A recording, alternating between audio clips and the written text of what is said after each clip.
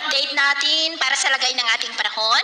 Ngayong umaga po ng August 28, 2025. Sa ngayon po ay wala na tayong binabantayan na sama ng panahon. Dito po sa loob ng ating area of responsibility, tuluyan na po na nakalabas ang sama ng panahon nating binabantayan. At kumikilos na po yan palayo patungo po dyan sa may south of China. Pero nahahatak na rin ito ang habagat na nagdudulot pa rin ngayon ng mga isolated rain sa ilang bahagi ng ating bansa, lalo na sa kanluran, posibleng hanggang next week po. At sa ating wind map forecast, sa susunod na mga araw ay posible muli ang pamumuo ng mga sama ng panahon sa paligid ng ating bansa at ang development ng mga yan at ating babantayan kung may banta po ng bagyo na tutungo dito sa ating bansa, lalo na at nagbabanta na magsimula ang La Nina sa susunod na buwan at kung La Nina season, mas maraming bagyo na ang mabubuo at posible ang malalakas. At ayon sa ipinalabas ng Pag-asa ng Tropical Cyclone Threat Potential, ay may banta ng pamumuo ng dalawang bagyo sa kanluran at silangan ng ating bansa at ito nga ang pinapakita ng forecast model na ating ginagamit hanggang po sa susunod na 2 linggo.